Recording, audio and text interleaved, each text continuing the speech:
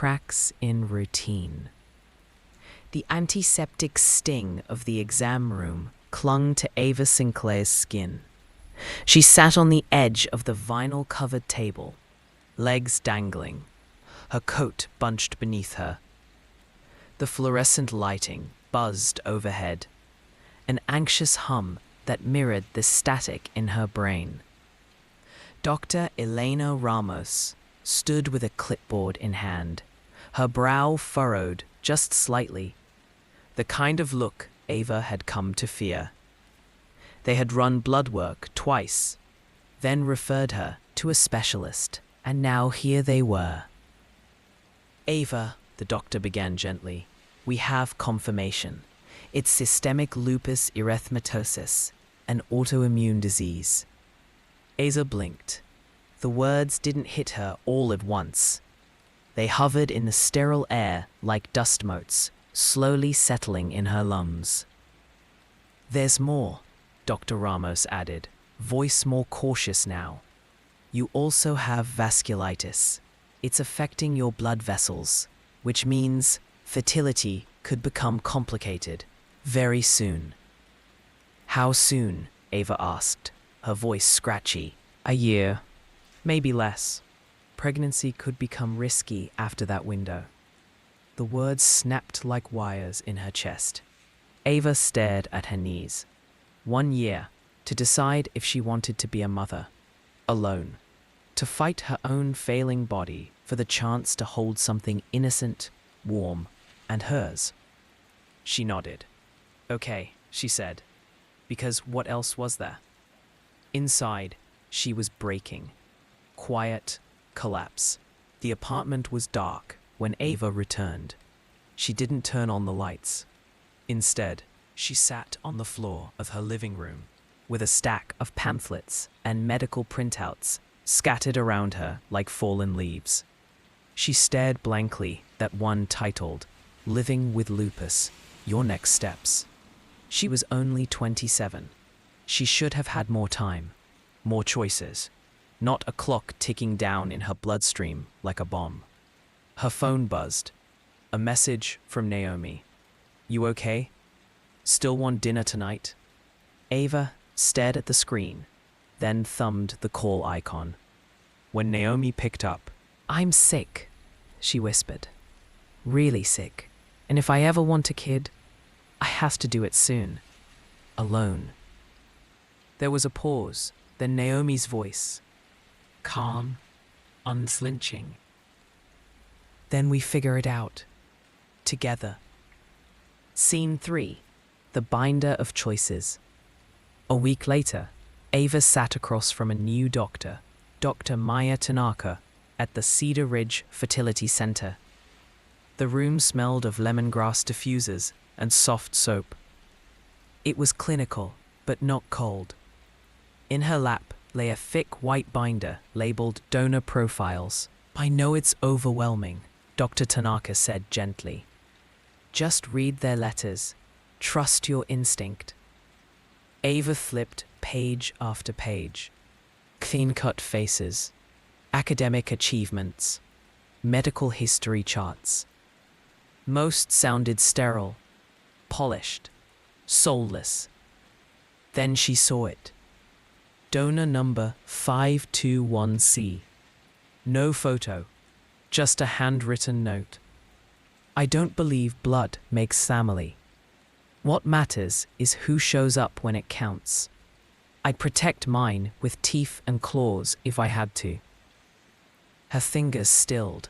Something about those words made her chest through, and distance stirred in her veins. She looked up. "This one," she said quietly. Scene 4. Leap of Faith. The procedure was simple, painless, clinical. Ava lay beneath the sterile light, heart hammering louder than any machine in the room. She gripped the thin blanket over her stomach, feeling exposed, not just physically, but in the kind of way that left her soul raw. There was no partner holding her hand, no soft voice promising a future.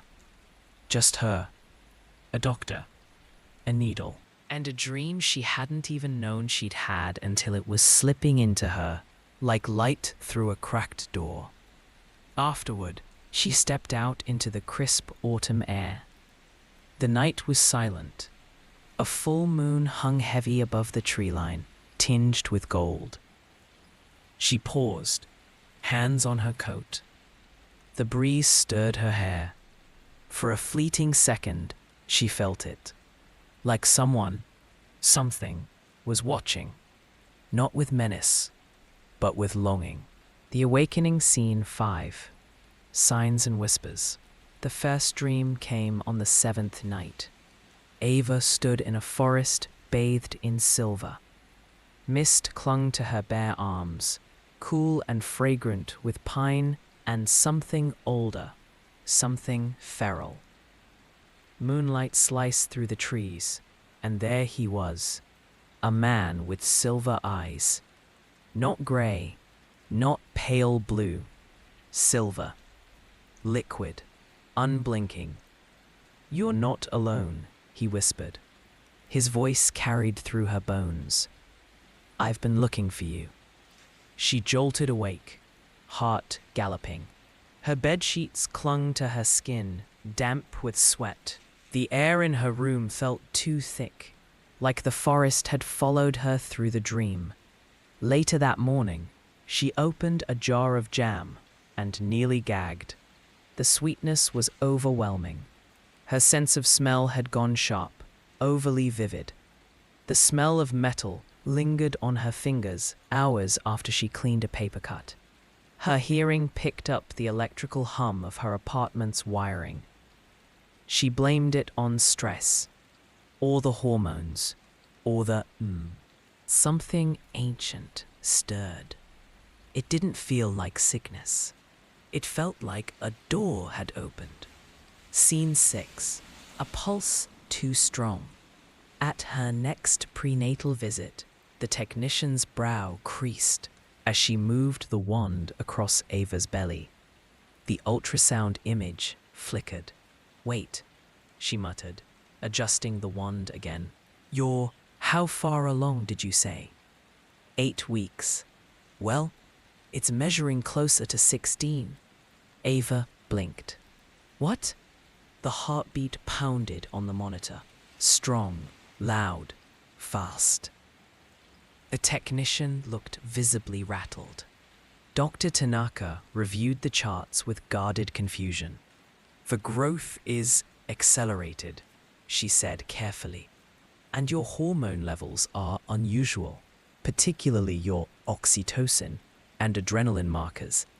Almost preternaturally high." Ava left the clinic in a daze, clutching the ultrasound photo. The shape inside looked fully formed. It had fingers, toes, and the strangest feeling washed over her. The baby was aware of her. Scene 7. The one Naomi had loved since college. Ava sat curled in a booth, sipping ginger tea she didn't want. Naomi slid into the seat across from her, holding her gaze. "You look like you haven't slept in days." "I haven't," Ava admitted. "My dreams, they're not normal. Neither is the pregnancy. The baby's growing too fast." Naomi leaned forward. "Okay, slow down. Do we call another doctor? Get you a referral?" "No," Ava whispered. "I don't think this is something they can explain." Naomi blinked, then gave a half smile. "What, you think the kid's a demigod or something?" Ava let out a shaky laugh, but the unease didn't lift. It clung to her ribs. She didn't say it aloud, but deep down, she wondered if Naomi was closer to the truth than she realized. Scene 8. Midnight Howl. It was a full moon again.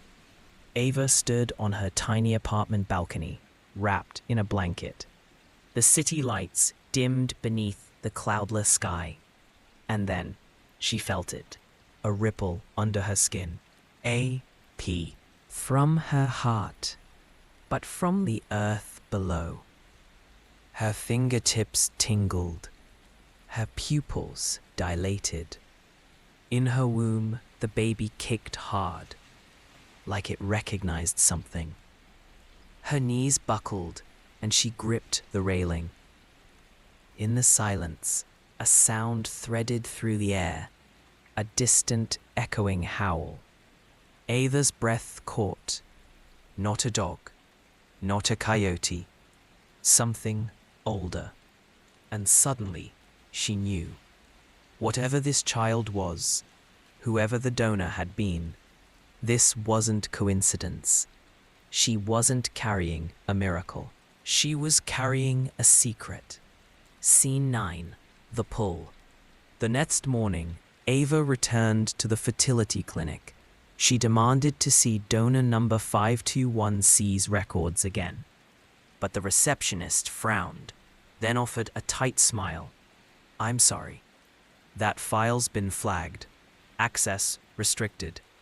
Flagged by who? I can't say. But when Ava glanced down at the printout she was handed, her original intake documents, her sharp new eyesight caught something handwritten in faded ink on the bottom corner. KT. She didn't remember writing it. She didn't remember seeing it before. But something inside her knew she had to go. Scene 10. Hollow Ridge Encounter. The drive north was long, winding through thick forests and fading cell reception. The town of Hollow Ridge emerged like a secret.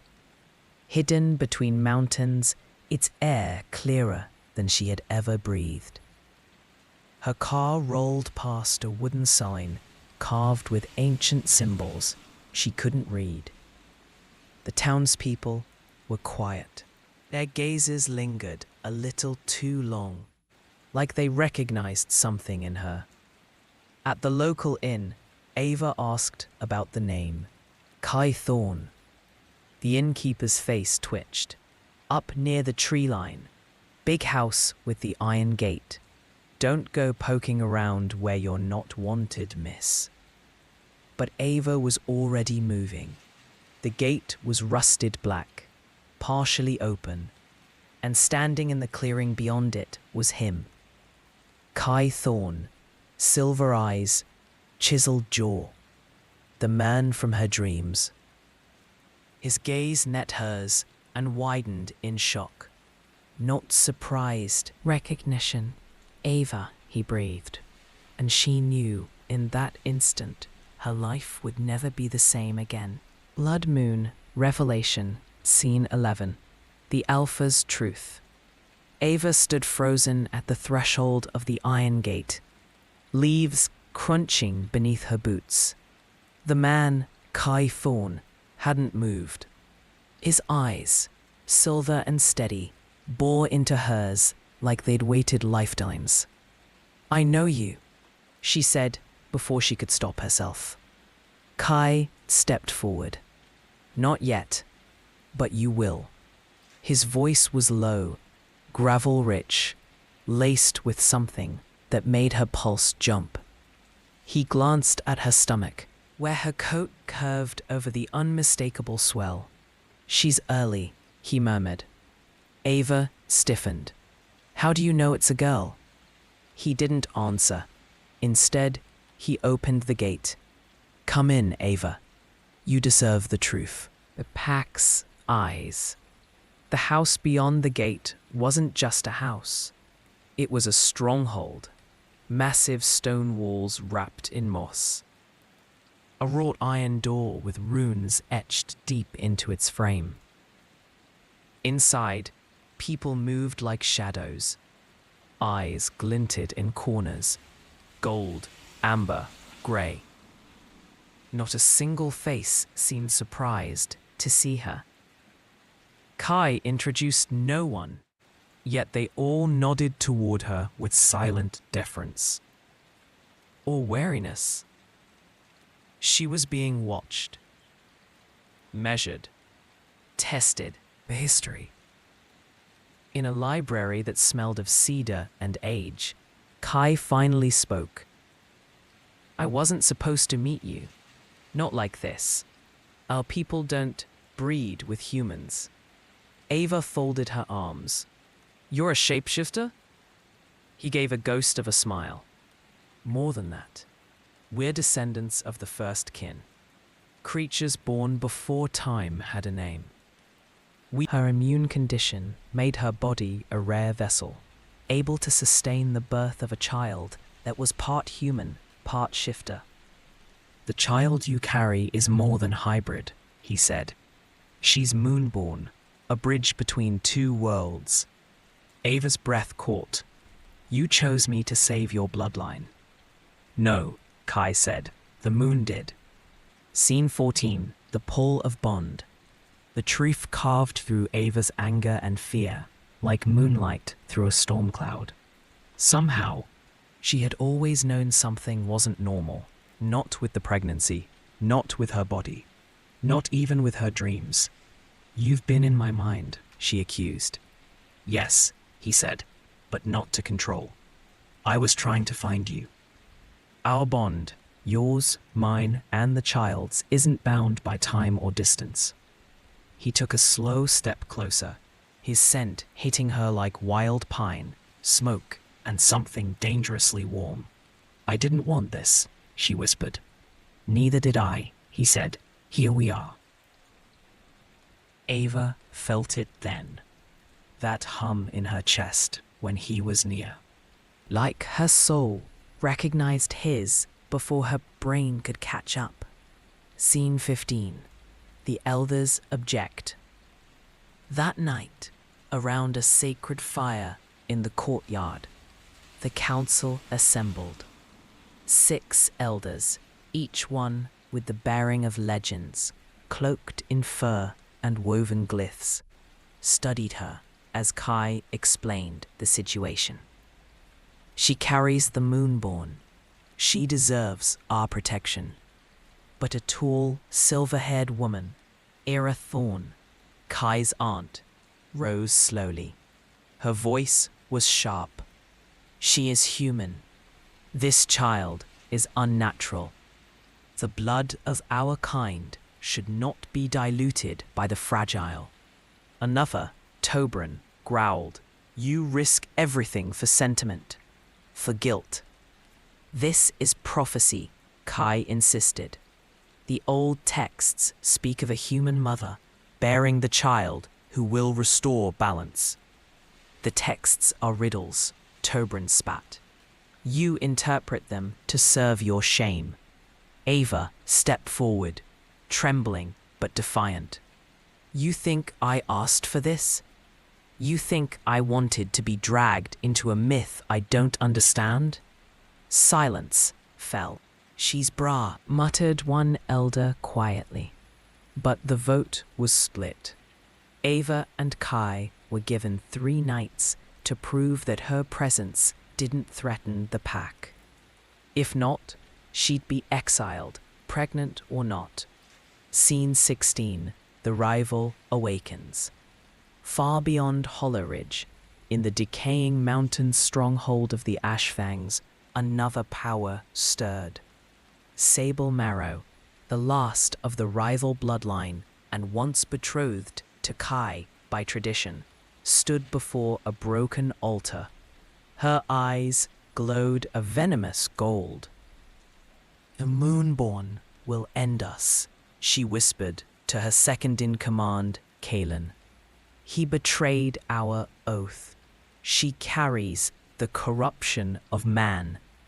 A black-furred wolf padded behind her, whining. No, Sable said. This child won't live to see the next moon. She dipped her fingers into ash and drew a symbol of war on her chest. The hunt begins. Blood and salt. That night, Ava bathed in the ritual springs beneath the mountain chapel. The moonlight turned the water silver. Nova Wynn, a young healer with soft eyes and wild curls, knelt beside her. You're stronger than you think, she whispered. This child chose you too. Ava trembled. What if I can't protect her? Nova pressed a hand over her belly. Then we will. But deep in the woods, a howl broke the silence, long and hollow. It wasn't from Kai. It wasn't from any of the Hollow Ridge wolves. The Ashfangs had crossed the border. The Eclipse and the Reckoning. Scene 18. The Gathering Storm. 3 days had passed. Ava felt the storm in her body before it hit the sky. Her senses were electric, too sharp, too alert. Her skin itched, stretched, too tight. The baby's movements had grown intense, not just kicks, but full body turns that knocked the air from her lungs. Kai watched her from across the courtyard, torn between reverence and dread. The moon, once full and clear, now dulled in the sky, waiting. She's coming, Ava whispered one night as thunder rolled in. And something's coming with her, the betrayer within. While Holleridge prepared for the child's arrival, Kai gathered the inner circle for a war council. Nova, Tobrin, Ira, and Leith, Kai's longtime second-in-command, a man he once called brother. We fortify the border. No one enters without my word, Kai said. If Sable moves under the eclipse, she'll bring bloodshed. Leith nodded slowly. But that night, under a cloaked sky, Leith left the gate open and marked a trail with blood. Ashfang ambush Sable Marrow did not knock. She came as smoke and teeth, her Ashfang wolves pouring into the forest under the eclipsed moon. They moved like shadows, silent, fast, lethal. The Hollow Ridge perimeter broke within minutes. Screams cut through the trees. Ava was rushed to the chapel, the only sanctum bound with old protective runes. Nova locked the stone doors behind them, but it wasn't enough. Sable herself slipped through the rear catacombs, cloaked in ash and starlight. She found Ava alone in the birth chamber, the moonlight filtering red through a high, sacred window. You should never have existed, Sable hissed, stepping forward, eyes burning gold. Your child will destroy everything. Ava's hands gripped the altar behind her, panting. You're wrong, she said, voice shaking. She'll heal it. You'll die first. Ava's awakening. Sable lunged. Ava screamed, and the room exploded in light.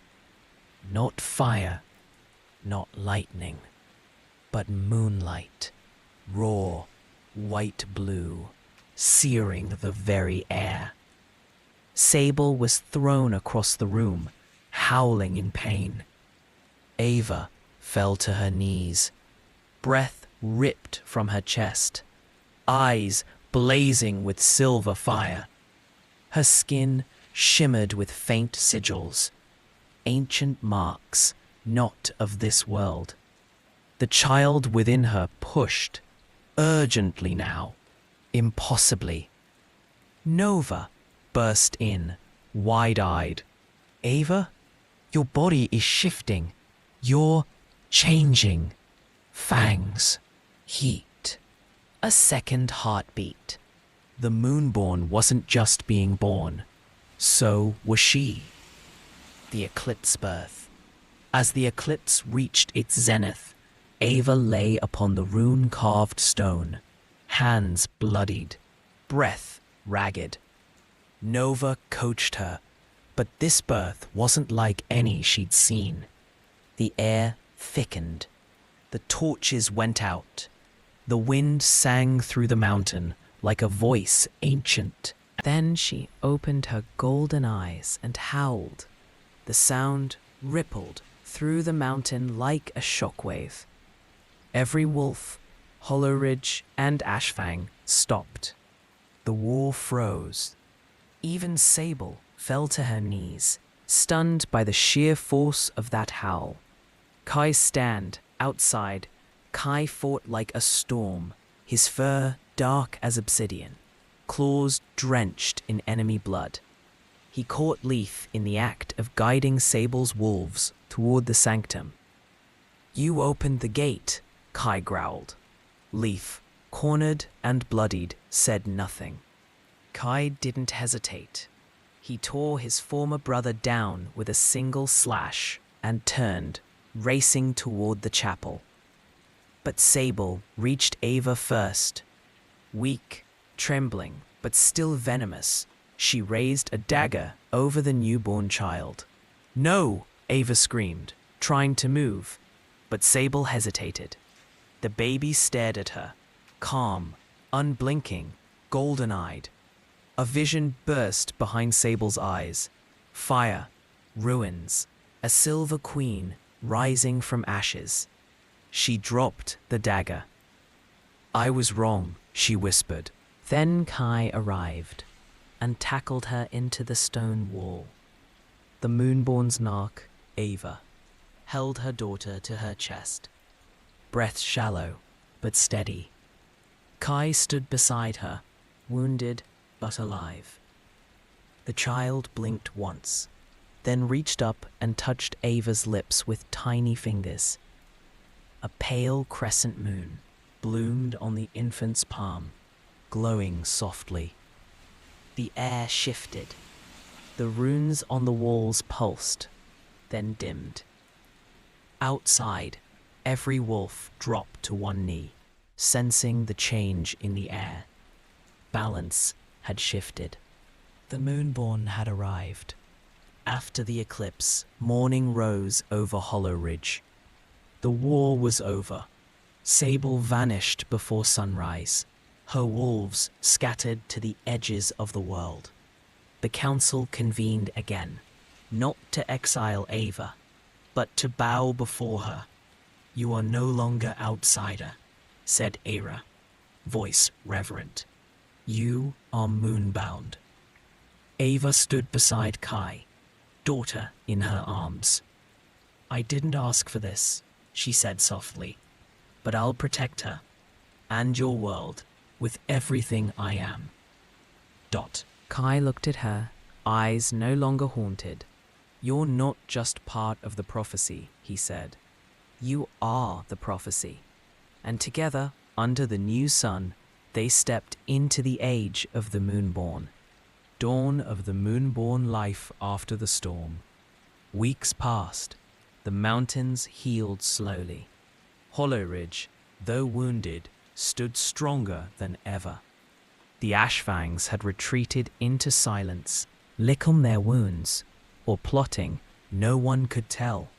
Inside the stone sanctuary, Ava walked the quiet halls with her daughter in her arms. The child, Liora, never cried. She watched everything with those golden eyes that glowed faintly under moonlight. People lowered their gazes in her presence, instinctively deferential, even afraid. "She's not like them," Ava whispered to Kai one night. "No," he said, touching the baby's palm. "She's more." The inner changes. Ava had changed too. Her lupus symptoms hadn't returned since the birth. She no longer woke with pain or exhaustion. Her senses sharpened. She could smell shifts in weather, hear whispers across stone. Her reflection showed faint sigils along her neck when moonlight hit her skin. "She's rewriting you," Nova said, gently examining Ava one morning. "Your child's blood is part of yours now. The Moonborn heals what is broken, but also reshapes." "You mean I'm not human anymore?" Ava whispered. Nova hesitated. "You're not only human. The council reforms. Kai stood before the Holleridge elders in the long hall. Behind him, Ava, Liora, and Nova. "We can't go back," he said. "We need to move forward. We need to prepare for what comes next." Era stood from her seat, stiff and cold. "You want to rewrite the laws?" "I want to evolve them," he replied. Tobrin growled. "Next, you'll want to mate humans freely. Let them bear shifter children." Ava said quietly, "You think your blood is sacred, but it's stagnant. Lyra is proof that the world wants to change." A hush fell. Then Era, shockingly, nodded once. "The girl is the future," she murmured.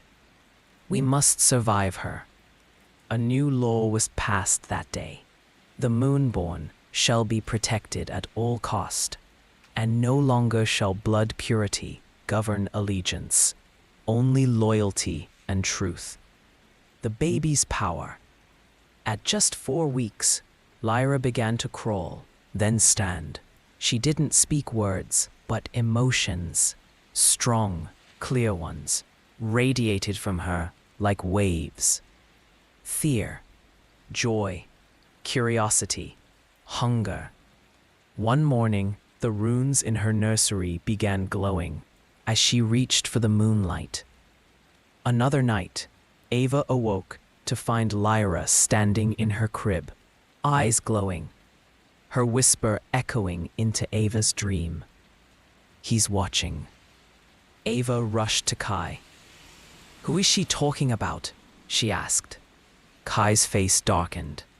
There's only one he she could mean. The hidden enemy. Far across the continent, beneath the ruins of an ancient stronghold once thought abandoned, a figure stirred beneath layers of cursed stone and blood-soaked relics.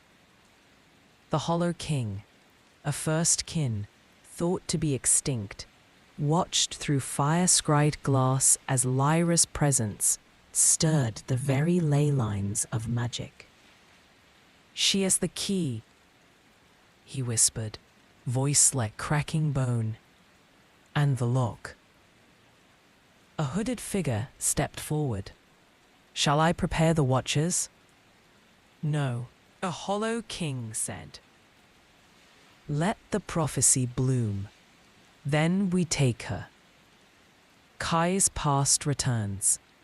In a hidden cavern beyond the Hollow Ridge border, Kai showed Ava an ancient mural, etched in obsidian and silver. A great beast, a golden-eyed child, a woman cloaked in starlight, fire consuming the forest. "It's her," Ava whispered. "Lyra." "And you," Kai said. "But it shows the mother burning." The vow. That night, Ava took Lyra up the peak of Moonspire Ridge, where the wind blew wild and clear. She laid the baby on stone carved by forgotten hands and whispered a vow into the dark. "I don't care what prophecy says. You are not their weapon. You are my daughter, and I will burn the world to protect you." Behind her, Kai stepped forward. "Then we'll burn it together." They kissed, no longer just bound by blood or instinct, but by choice, by war and survival, by the child that carried stars in her veins. New moon, new age, Lyra's first lunar cycle completed. The eclipse-born child sat calmly beneath the night sky as the new moon rose, black and whole. Ava and Kai stood watch, surrounded by the Hollow Ridge wolves, the mountains quiet and expectant. Lyra raised her hand, and the wind shifted. The air thickened. A ripple of energy spread out in a perfect ring from her palm. The moon glinted in the sky, and for a moment, far across the world, old forces stirred. Sleeping gods, hidden clans, and creatures that once ruled. Because the Moonborn had been born, and she was waking the world. Echoes of the first kin visions and warnings. It began with the birds. One morning, every raven in Hollow Ridge flew in spirals over Lyra's nursery, crying in dissonant harmony. When Ava opened the shutters, she found Lyra standing calmly, hand outstretched, eyes rolled white. "She's having a vision," Nova whispered, casting protection wards in a panic. A deep one. When Lyra spoke, it wasn't her voice. The Hollow King. There they discovered scrolls wrapped in ash bark, sealed with silver wax. When opened, the runes hissed with ancient breath. Before the werewolves, there were the kin, born of blood, bound by oath, devourers of stars. Kai read aloud slowly. The Hollow King, sealed not by death, but by lineage. Tobrin's voice turned sharp. "What does that mean?" Kai's heart pounded. "It means the Moonborn is his key." Lyra's bonding ceremony. On the night of Lyra's 6-month moon, the pack held her first ritual bonding, a rite where younglings are formally recognized by the mountain. Ava dressed her daughter in a robe stitched with starlight threads, gifted by Nova. Wolves howled from every peak, answering the Moonborn's rise.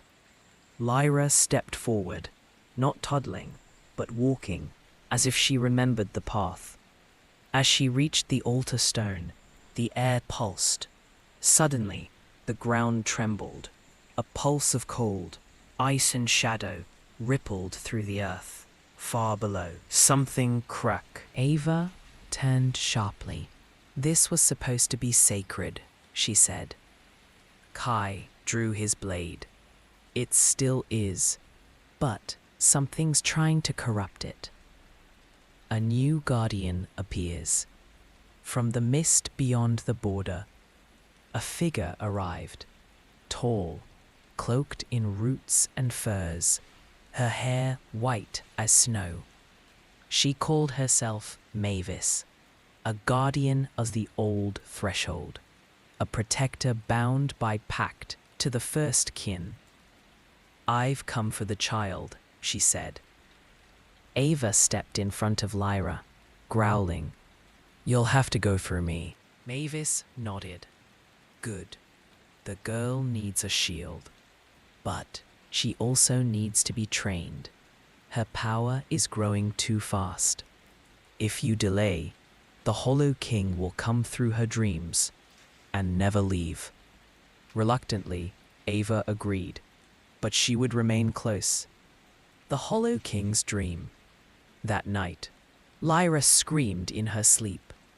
Ava rushed to her side and found herself inside the dream. The walls were obsidian and wet. A great throne made of antlers and bone loomed before her. Upon it sat the Hollow King, his eyes voids, his chest hollowed, as if something sacred had been torn out. He spoke without moving his mouth. "She is mine, by blood, by echo.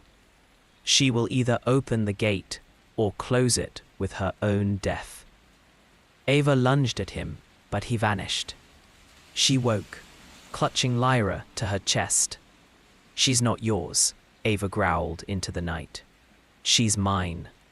Unseen forces move. Word of the Moonborn had reached the far corners of the supernatural world. In the volcanic caves of the Fireborn clans, elders gathered. In frost temples of the northern lights, seers shook with dread. Deep in the iron forests, changelings whispered. A pact was made in secret. If the Moonborn becomes a threat, she must be ended. They named it the Quiet Accord. and dispatched the first of many, an assassin who could change faces and hide from even divine sight. Its next target, the Hollow Ridge child. Trust fractures. Kai called a war meeting. He warned the inner circle of the new threats forming. But not everyone agreed Liora should be protected. She draws too much danger, Tobrin said. The child's power is unstable. We need a failsafe. You mean a prison? Ava snapped. Kai backed her, publicly, but later that night, Ava overheard him whispering to Nova about binding circles and dream barriers to cage Liora's power. Ava's heart cracked. She's our daughter, not a weapon to be sealed. She's also a gateway, Nova said gently, and the wrong door could doom us all. Ava's choice. The next morning, Ava packed a satchel. She dressed Liora in a plain cloak. She stood outside the gates of Hollow Ridge, while the sun barely peeked over the mist. Kai arrived breathless. What are you doing? She needs to learn in peace, Ava said. Not in a fortress, not under suspicion. If I stay, they'll turn on her. I would never. I know, she whispered. But they. Kai reached for her hand. Then let me come with you. Ava smiled, kissed his palm, and stepped back. Not this time. Protect Hollow Ridge. I'll protect her. And then she vanished into the wild. The long path begins. Mavis led Ava and Liora deep into the forgotten roads, paths only the old blood could see. They crossed rivers that whispered secrets, walked forests where time slowed, and reached the Stone Hollow, a place of ancient power untouched by any pack. There, Liora would begin her true training, and Ava would begin hers, because prophecy was no longer just about the Moonborn. It was about the mother of the Moonborn, a human who had defied gods, war, and fate. And she had just declared war on the first kin. The blood that remembers the Stone Hollow, nestled between ancient peaks, veiled in mists. The Stone Hollow sat untouched by moonlight for centuries. Only those of mixed blood, neither fully human nor fully wolf, could walk its path without being unmade.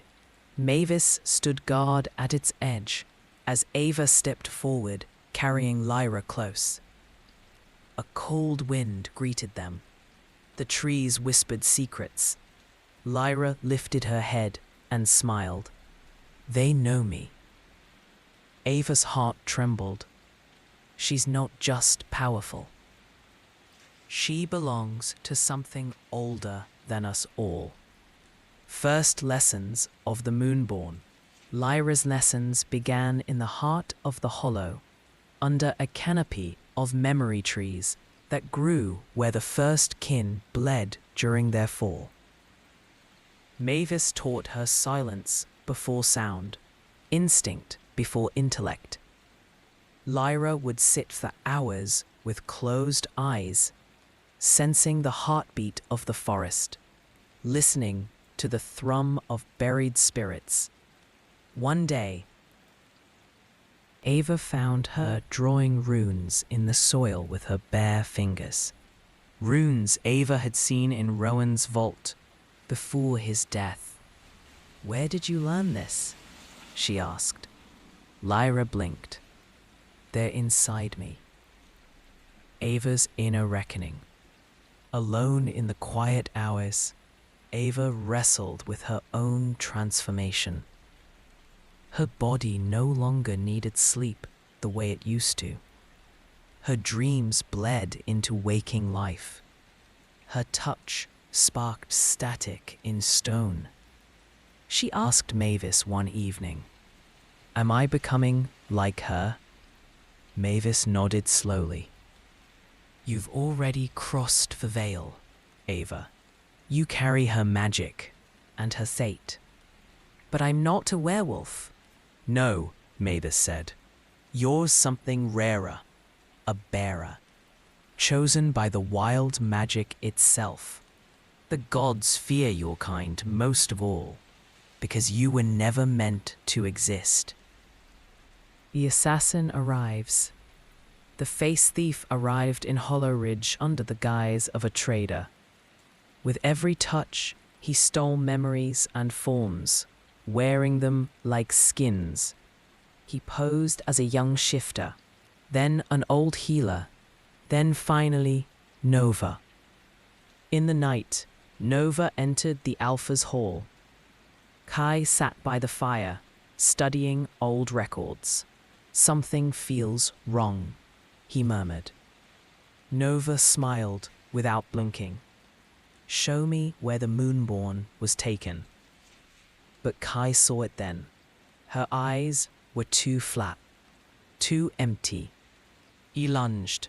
Steel met bone. The assassin vanished in black smoke, but not before whispering, "She cannot run forever." Lyra's first shift. On the night of her first year beneath the blood moon, Lyra's body changed, not into a wolf, but into something in between. She stood tall, limbs elongated, hair silver-lit, eyes burning gold. Runes shimmered across her skin like shifting tattoos. She let out a howl that shook the roots of the hollow. Mavis knelt in awe. She whispered, "She's something older, something lost."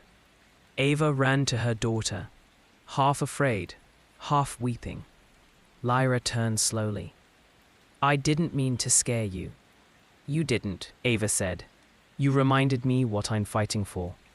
Kai's mission." Meanwhile, Kai gathered trusted wolves and set out to find Ava and Lyra. He visited the Fireborn clans, bartered with Bloodseers, and crossed into the Ghost Plains, lands abandoned since the First War. In a ruined chapel beneath ash-covered skies, he found a prophecy etched into bone. When the Moonborn howls beneath her first bloodlight, the king shall mark her, and the bearer shall bleed a path into the old realm. Kai gritted his teeth. She's still in danger. He turned east, toward the Forgotten Gate. The Hollow King's whisper. In Lyra's sleep, a voice returned. "I made you. You are mine. Come to me, child. Open the gate." She screamed in her dreams, and Ava came running. But this time, Lyra's eyes glowed, and she fought back in the dream. The Hollow King reeled as Lyra's voice shook the realm. "I am not yours. I belong to no one." The dreamscape fractured. Ava woke to find her daughter standing over the fire pit, unharmed, but changed. "You heard him?" Ava asked. Lyra nodded, and I spoke back. The gathering storm. In the skies above the stone hollow, black clouds gathered, ones that didn't move with the wind.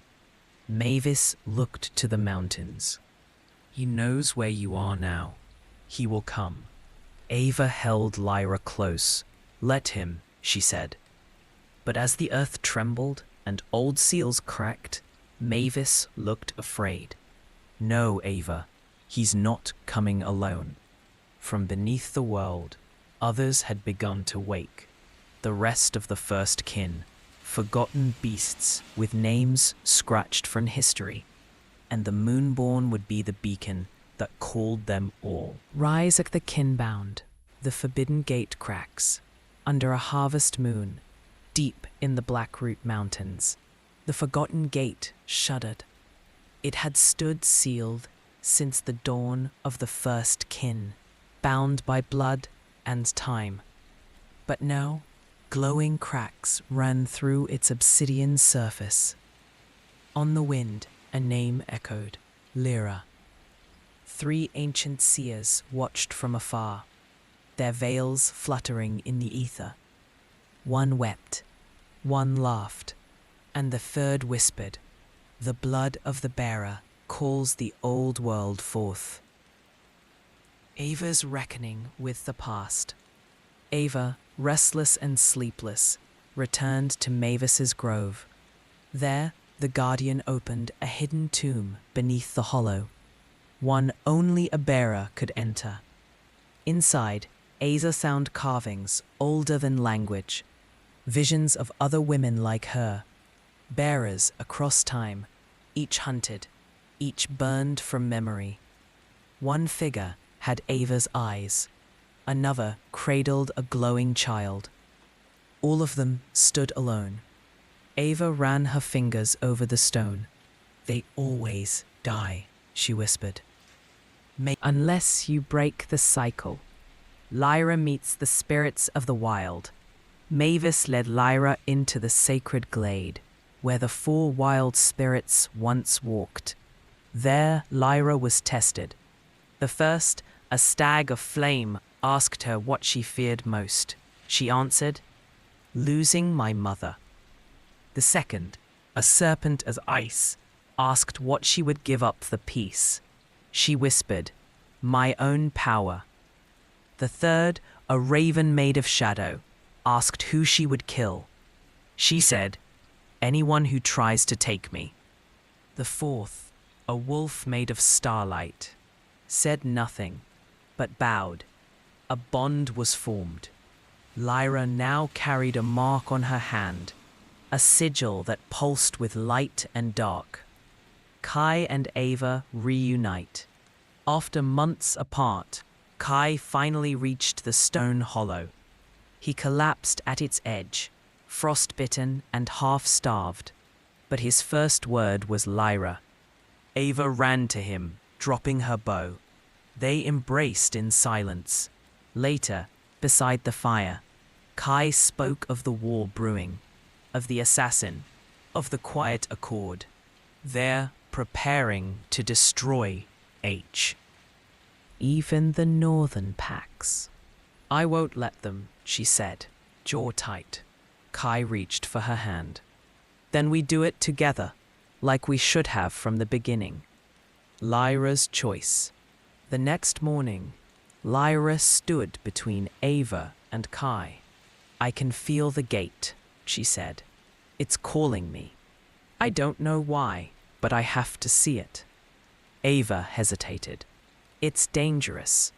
"I know," Lyra replied, "but I think I was born for it." Mavis stepped forward. "If she walks through the forgotten gate, she may never return." Kai placed a hand on Lyra's shoulder. "Then we walk with her." The journey to the gate. Their path led through the deadwood plains, where trees whispered names of the dead, and into the Vale of Bones, where time itself unraveled. They fought creatures that fed on memory. Ava nearly lost her grip on the present, remembering her hospital bed, the city skyline, the loneliness before all this began. Lyra reached for her hand. "You're here now," the girl said. With, even through the strangest terrain, her daughter's hand was real. Betrayal at the gate. As they reached the edge of the forgotten gate, they were met by Tobrin and a pack of northern wolves. "We can't let her open it," he said, eyes glowing. "Too much is at stake." Ava stepped forward. "She's not opening it. She's ending it." But Tobrin had already prepared a binding spell, ancient and brutal. It struck Lyra, and she screamed, falling to her knees. Ava drew her knife. Kai bared his teeth. Battle erupted in the dark. The Hollow King returns. As blood touched the ground, the final seal of the gate broke. Dark winds howled. The sky turned crimson. From the rift stepped the Hollow King, taller than before, wearing shadows like armor, antlers grown, eyes vast and empty. He spoke not with sound, but through every thought. I have waited lifetimes. You, child of moon and ash, will finish what was begun." Lyra rose, shaking, bleeding, burning with light. "I'm not yours," she said. "But you are mine," Ava whispered behind her, stepping forward with the glowing blade Mavis had forged in secret. Together, mother and daughter stood before the end of the world. The kin-bound rite begins. The Hollow King raised his hand, and the mountains cracked. Spirits of the first kin poured through the veil, beasts of ice, smoke, bone, and flame. But Lyra glowed now, fully transformed. Her mark ignited. Her eyes shone like stars. Ava gripped the sacred blade, ready to protect. Then Lyra turned to her and said, "Let me do this, Mom." She stepped into the wind, arms outstretched, and the kin-bound rite began. The final convergence of wolf, god, and girl. The Moonborn legacy. The storm of kin. The Hollow King raised his hands, and with them came the storm of the first kin. The sky cracked open. Titans of bone and flame stepped through, half-beasts from the old world, banished eons ago. Each one bore a forgotten name. Each one bowed before their king. But Lyra stood in defiance. Her light rose to meet the dark. Ava stood at her side, blade glowing with the heart of the Hollow. Kai took wolf form behind them, growling low. Together, Ava whispered, and they charged. Battle as the Zale. The battlefield spread across the edge of the Forgotten Gate. Tobran's loyalists fought beside Ava now, realizing the Hollow King would consume them all. Werewolves, spirit-bound, and the kin collided in a chaos of blood, ash, and light. Lyra moved like fire, her hands weaving runes mid-air. She was no longer child nor girl. She was elemental. She struck a beast of smoke, burning it from the inside. But when she reached the hole, "You carry me, little one." And then she screamed, falling to her knees as a shadow bloomed from her chest. Ava's descent. Ava ran to her daughter, holding her as the darkness surged. Mavis's voice echoed in her memory. The bearer must bleed the gate shut. She understood then. Lyra wasn't the only key. Ava was the lock. She kissed her daughter's forehead, whispered a goodbye, and rose. Kai called out, but it was too late. Ava stepped into the gate and plunged the sacred blade into her own heart. The Hollow King roared, not in triumph, but in pain. Because the gate wasn't just closing, it was collapsing. The king falls. The Hollow King reached for Lyra, but his hand began to disintegrate. "You were mine," he gasped. Lyra stood, trembling, eyes wide with sorrow and fury. "No," she said, voice like wind and thunder. "She was mine." And with that, Lyra unleashed her full power. Runes lighting the sky, the king was pulled backward, limb by limb, into the broken veil. Then, silence. The gate sealed in light, and Ava was gone. The aftermath. The battlefield fell quiet. Wounded wolves gathered their dead. The forest sighed, its curse lifted. Kai knelt beside Lyra, who stared at the closed gate. "She saved us," Lyra whispered. Kai nodded, tears in his eyes. "She gave you a future." They buried Ava at the heart of the stone hollow, beneath the tree that never died. A grave bloomed with white flowers that hadn't existed in centuries, and above it, Lyra carved one word in the bark: Mother. The new accord, weeks later, Lyra stood before the great council of the shifters. They had come from all corners, north, south, wildlands, and ash coast, to see the Moonborn. Some feared her, others bowed. She didn't ask for worship, only peace. I won't lead you, she said, but I will stand with you. I'm not your alpha. I'm your reminder of what happens when. The quiet accord was rewritten, with protections for bearers, hybrids, and spirits. And Lyra returned to the Hollow. Legacy in the Hollow years passed. The Hollow became sacred ground once more. Lyra grew into legend, not for her power, but for her mercy. She taught children of both bloodlines. She walked both moonlight and morning, and sometimes, in her dreams, Ava came to her, smiling, wild-haired, free. Lyra would wake with tears in her eyes, but not sorrow, only gratitude. Because Ava Carter, once broken and alone, had birthed a new age with her final breath. Beneath the white tree one evening, a child wandered into the Hollow. She looked up at Lyra with wide amber eyes. "Are you the Moon Lady?" she asked. Lyra smiled, kneeling. "No," she whispered, "but I remember her." She touched the tree where her mother slept. The wind carried her words. "You were never supposed to exist, and yet you saved everything."